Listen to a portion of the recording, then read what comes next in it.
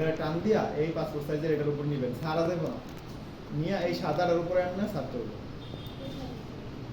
আবার দেখাই, হ্যাঁ আবার দেখাই।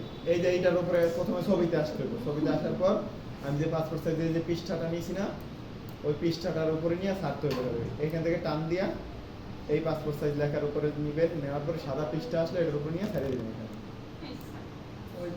এখন এটারে কন্ট্রোল টি দিবেন, কন্ট্রোল টি দিয়ে এটারে যেরকম বড় ছোট করা লাগবে ওরকম বড় ছোট করবে, পাসপোর্ট সাইজের অনুযায়ী বানায় ইন্টারফেস করবেন, কাজ শেষ। Control T.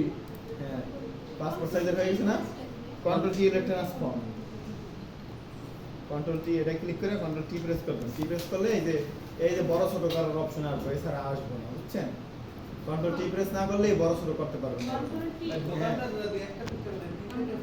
এটা তো ভাই আগে তো পাসপোর্ট সাইজের ছবিটা বানাইতে হবে, পরে না একটা পৃষ্ঠার ভিতরে 4-5টা।